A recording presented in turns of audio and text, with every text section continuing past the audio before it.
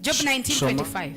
Zakushoma mu Yobu 19:25 ntagira hati ahakuba nimanya ko umucunguzi wanje abaho, ahakuba nimanya ko umucunguzi wanje abaho, kandi ko aryemerera ahansi ahamuheru, kandi ko aryemerera ahansi ahamuheru.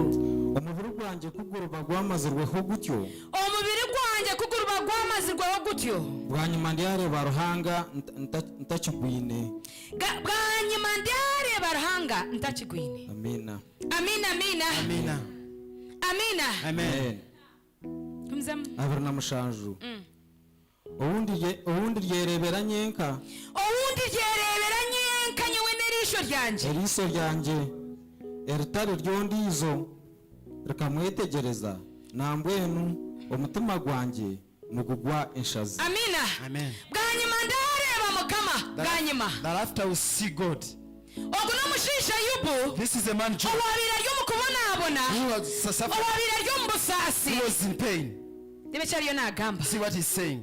Yesu Kristo asiimwe. Amen. owo abantu babire barikireho, Where people had actually, owo omukyala weyabire yeyehakine, even when a wife has gone away from n'obu him, byabe byabire biriho, even when things were there, yayemerera bigere bye, he still remains strong. yagamba ati nimanya He said, I know omujuni wanje ahurire my Redeemer lives. aha muheru, At the end, naija kwemerera he will stand, iza kumureba n'erisho and rye. I will see with my eye. Yesu Kristo asiimwe. Amen. Iki yagambire nicyo cyabiro What he omwoyo said is what n'omubiri. happened. Amina. Amen. n'obu yarabira omu ntaro, Much as he went through n'obu battle, yahiganisibwe much as he was, aha muheru, at the end, akahendera arebera omwoyo wa mukama, he ended up seeing the spirit akahendera arebera ekitiinisa He kya had seen the ruhanga glory of God. omu izina rya Yesu. Amina. Jesus. niwe nobaasa kuba noraba omu bigumangatine, Even you may be going through obundi harimu that. okwiganisibwa oku oriyo norabamo, There are battles you're going through. obundi hariho embeera eri omu magara There gawe, are situations in your life. obundi hariho ebigwire biriyo There nibikunyigisereza. are sicknesses in your life. omwoyo wa mukama eriijo bariyo The nakwameseriza, Spirit of God is coming. omucunguzi wawe That your Redeemer ariyo naija kukiza, coming to save you. omucunguzi wawe coming. ariyo naija kukomorora coming to akakwiranje jerezo, set you from omucunguzi wawe Those in ariyo demon. naija kusangura amaziga those okagaruka okagira esheko, omucunguzi wawe ariyo naija kugarura biriya bisane yakwibireho, akakuleetera restoration, akakuleetera ebirungi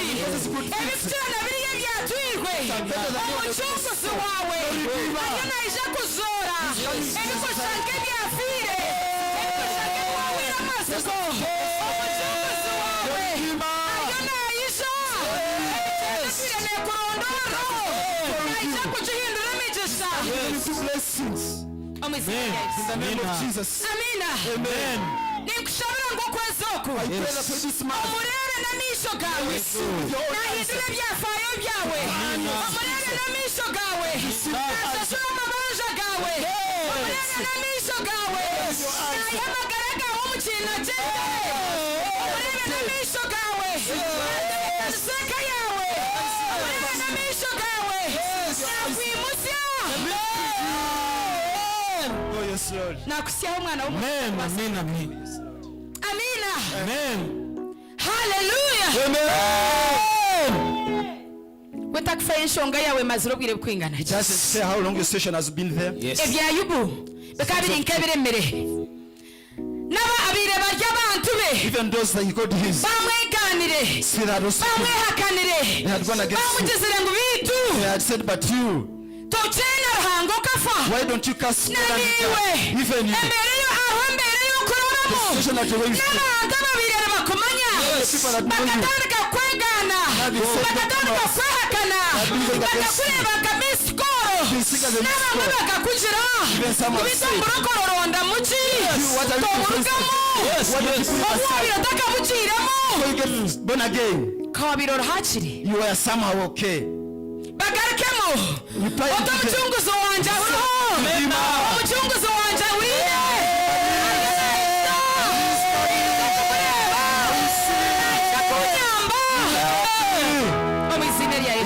Amina, amina. Yimusiyo kwikiriza kwawe. Raise up your faith. Rebesa amisho g'omwoyo. Use your spiritual eyes. Hallelujah. Amen. Ag'omubiri gakugamba kubagambira Just peace for eyes to tell you kubasika that you cannot switchinga switch them off. ozaga mwoyo Amen. mu izina rya Yesu Amen. agwa kubaho umwoyo wa mukamari yona nebibasika umwoyo wa mukamari umwana ugwa namukwata mu ngaro aho umwoyo wa mukamari umuhanda nukubaho igwabagotari aho umwoyo wa mukamari nukubaho igwabagatari umwoyo wa mukamari nibibasika. Possible. Hallelujah. Amen. Yesu Kristo asi Praise God, church. okwikiriza kwitu kwimusiye. Raise up our faith. Let's raise up our faith. Kati musukwikiza kwitu. Hallelujah. Amina. Ruhanga wawe wahurire Your God lives. owakwesera hurire that God is owakujurire n'omwesigwa He that saved his okuwazire faithful. mutarukurekaho n'akace He said that you never niwe hamwe come to you. niwe He's still with you. nobasa kuba notambura You may be walking. otandike kwebuuza And then you ask yourself, otwogaho n'omwoyo wa mukama ocere hamwe nanjye the Spirit of God still with me. otwolagaho n'omuntarezi Even his kongo arrows. omu mazima garugo But truth is free. ariyo nakureba He's seeing you. amina Amen. embere egyo nogirigamo Position you go through oyina it. amaani n'okukiraho embere egyo nogirigamo Situation. omuriro nubwo oragurabemu But as much as you go through it, gurakoshye nangwa na n'endimi zarwo even its flames, tizirakwate still they won't touch you. noza kurugayo ry'omusinguzi You've already been victory. haleluya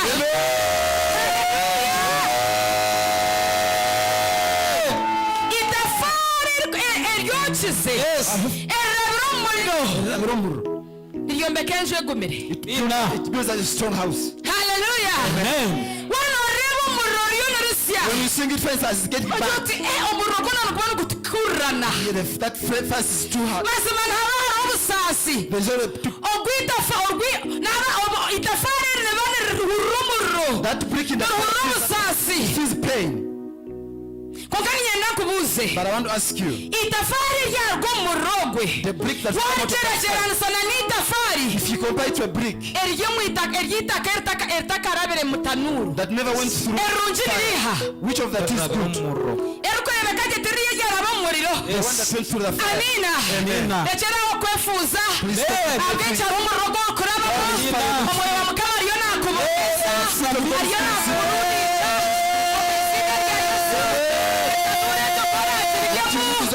oza kuba omurungi okukira okuwa birori ekyo koragirigemu oza kuba omurungi okukira okuwa birori omu izina rya Yesu In the name of Jesus. amina amina Oh yes, Lord. itafaari erihiire n'eritahiire erikwombeka ebigumire ririha Which of the two? n'erihiire n'erirabira omu muriro This that went through the amina fire. amina otakayerarikirira Please stop. okashota obujulizi bwawe bumazire obwire buringwa If your testimony has taken a long time, yesu kristo asiimwe praise God, church. ariyo nakutebekanisa nakurabya omu mbeera egyo y'okutegereza hiine ekyariyo nayegyesa omwoyo wawe hiine ekyariyo nayegyesa ekanisa hiine ekyariyo nayegyesa amagara gawe ahari mugire kukorera obujulizi bwawe buri pamanenti obugisha bwawe buri pamanenti obusana buriyo nibwijana pamanensi obulumagwe buriyo nibwijana pamanensi ekanisa egyo nehamisiriza bwana pamanensi obusinge obwo nibuhamisiriza bwana pamanensi. This is standing in permanent.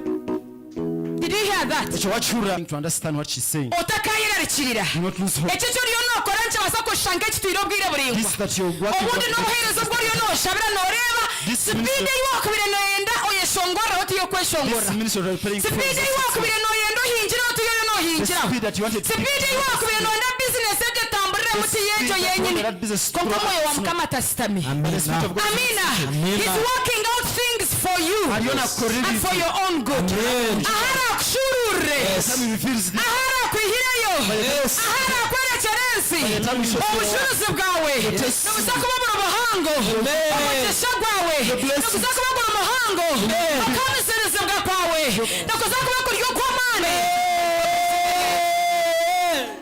amina amina Amen.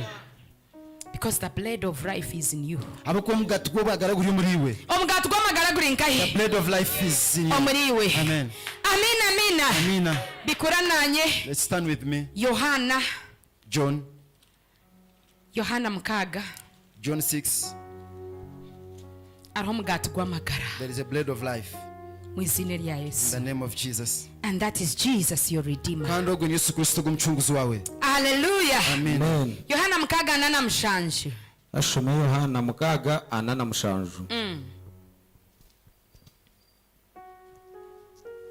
Omucunguzi nahagera wawe. hati buzimazima nimbagambira nti Buzimazima nimbagambira nti ebyo n'ebigambo bya Kristo.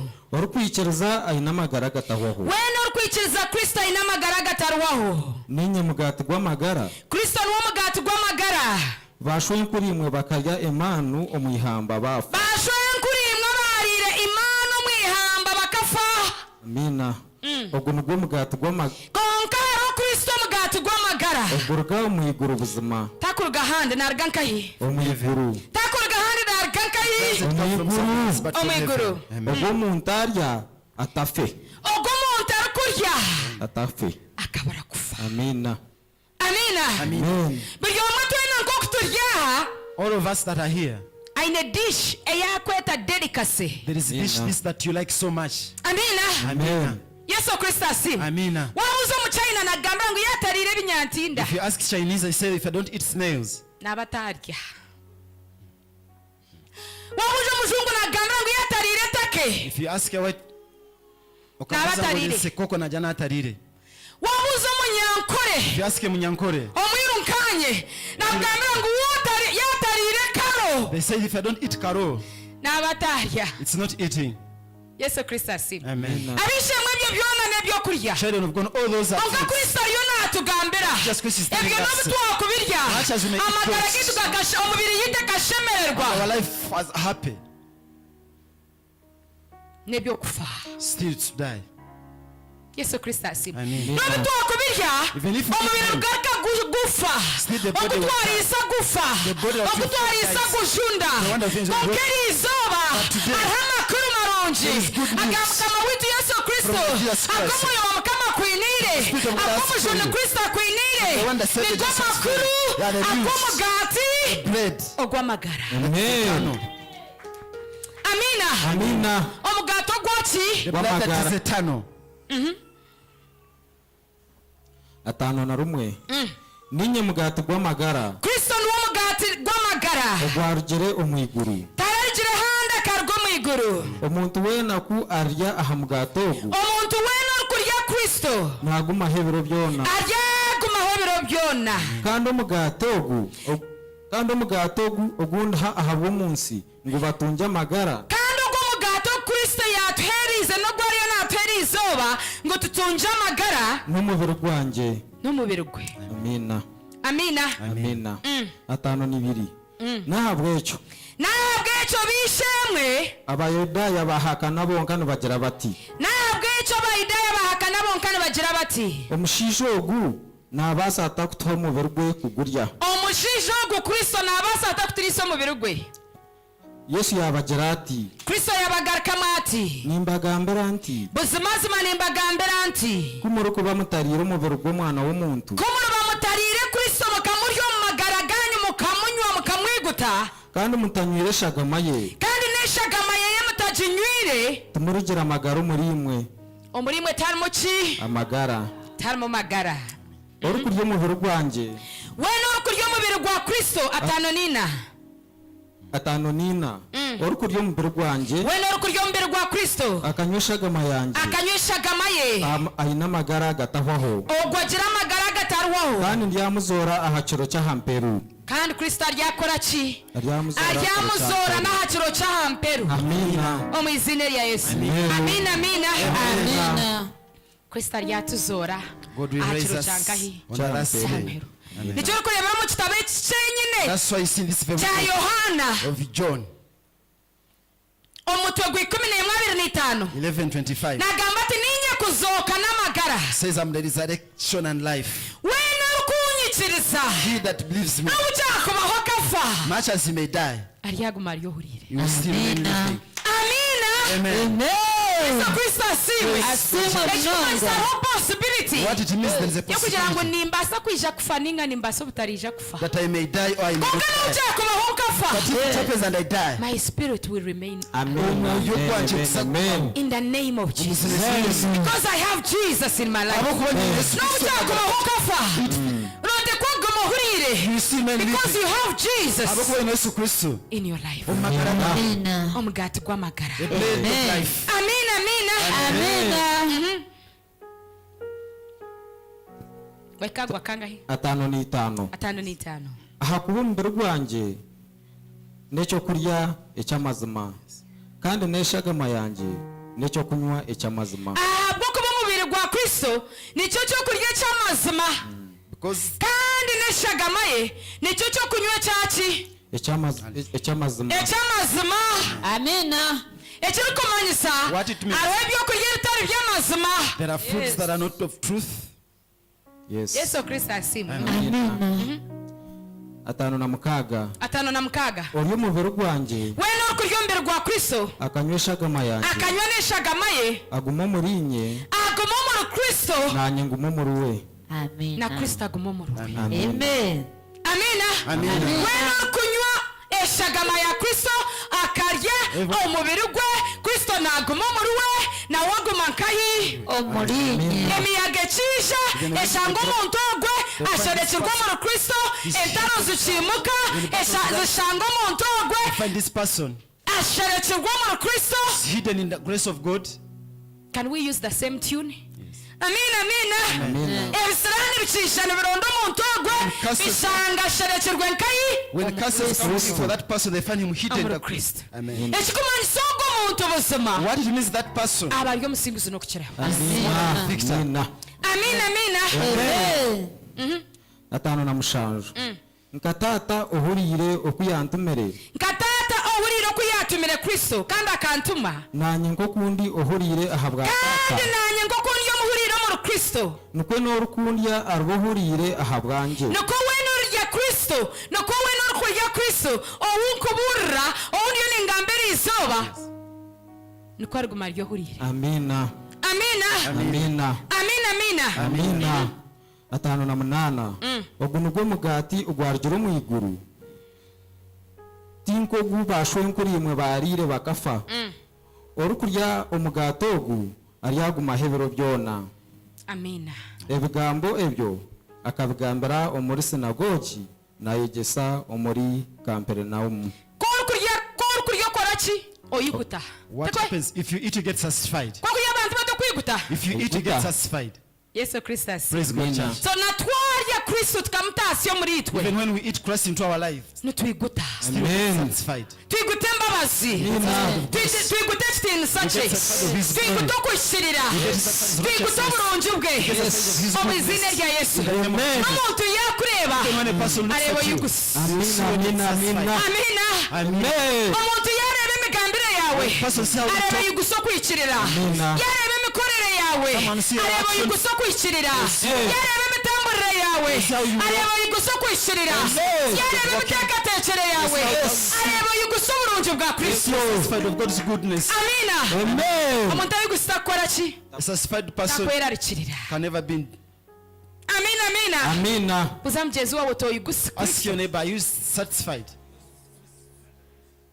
Hallelujah. Amina. Omuntu akwiguta Kristo A person that gets satisfied with owaryo Christ, mbere gweye the one that has eaten his akamwiguta flesh and gotten satisfied, ayina espesi y'ekiba omu magara ge there is no space of n'akameme sin. kakozire ki Yes.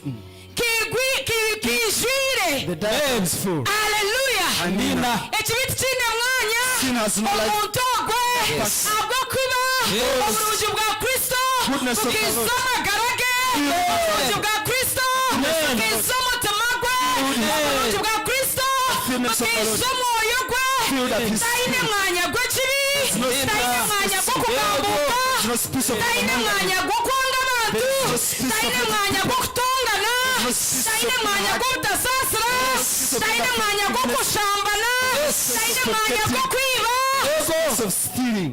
ayigusi okwera.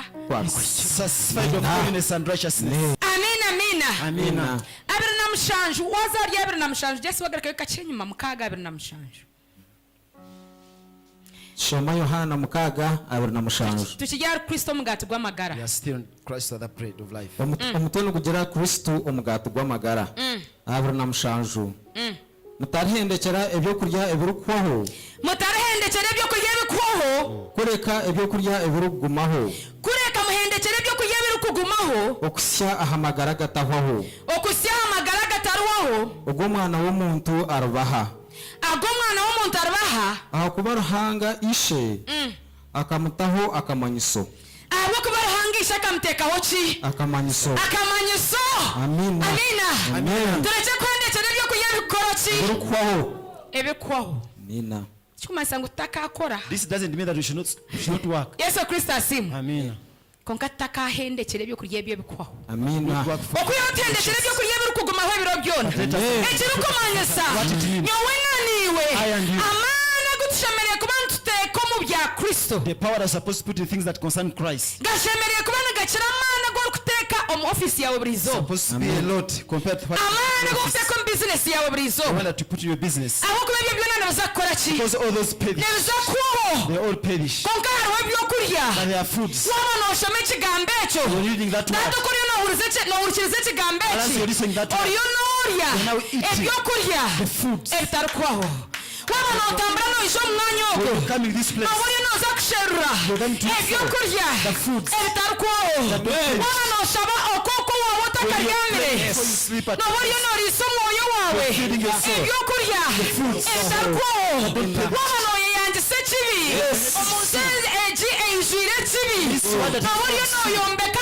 amagara building that life. omundu omuri iwe within you. agatarikwaho amina amina amina amen turye Kristo Let's eat Amen. Jesus Christ.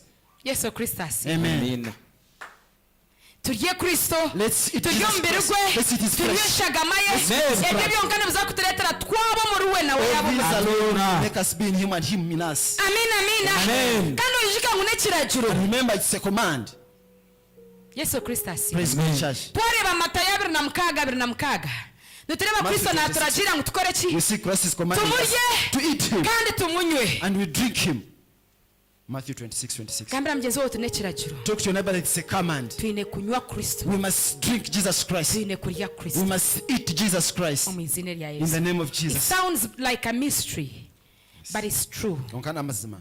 Ninke kitebe konkana amazima. amina Matayo 26 omutoni gugira okugabura kwa mukama witu Omutwe gw'ekigambo nigugamba guti okugabura kwa mukama witu Yesu Kristo. amina kuba abire nibarya Kuba babire nibarya, Yesu yakwata omugati Yesu yakwata aha migaati ei babire nibaryaho, yagusimira yagubega yasiima Ruhanga ahabwa eryo migaati. yaguhereza abeegi be nagira ati Yaguha beegi nagira ati mwakire murye mwakire murye, ogu nigwo mubiri gwanjye by faith mwikirize ngo kimuriyo nimurya ahabwo okushanga kyarga omuri Kristo n'omubiri gwa Kristo. amina yakwata ekikopo kuyahereza okusiima Tiyakomaho You never saw yakwata n'ekikopo You also got nakyo yasiima Ruhanga yakibaha nagira ati yakyereza abatume nagira ati munyweho mwena mwena mukore ki munyweho Drink from this. aha kubeegi drink from this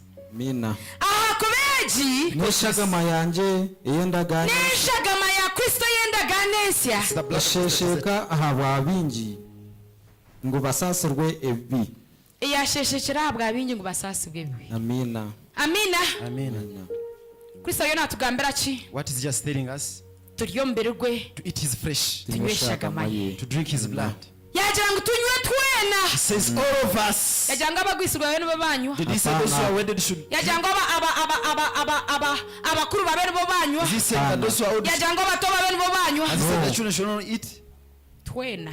All of us. Praise the amina living God. amina Amina. amina Kristo kari kugabura When Jesus serves, nenda twena tukore he ki wants all of us. tweyeze tunywe All of us to cleanse up. tweyeze turye Please and then eat. omu izina rya In the Yesu. name of Amen. Jesus. Kigwire tihina It's icyandikire not written anywhere. ticyobwa Ruhanga Godly.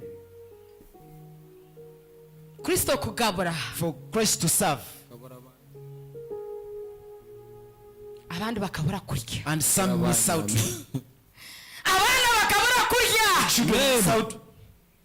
yes kigwire It's wrong. kristo kugabura For God to serve abantu bona bakaba barakora ki and all Yeah. people don't come to eat. yesu kristo asima Amen. abo kuba ariwe yayegambira ngo umwena Because it's himself, he's saying, all of you. basi takwenda tumurise kimama He doesn't want to takwenda tumunyise kimama He doesn't want to pray. takwenda tumurire mu kibi doesn't want to takwenda tumunywere mu kibi doesn't want to drink nayenda sin. tweyeze twena He wants to first cleanse ourselves all. hatereka nkubuza Now let me ask you. ngene hatori orira tungine He that slept when he abure kurya kristo Will they miss aije mu Christ? kanisa And then come to agarake church. yatarire Then they go back agarake not eating. yatanywire They go back when have not. ejo n'enjiri y'amazima Is that a Bana. good?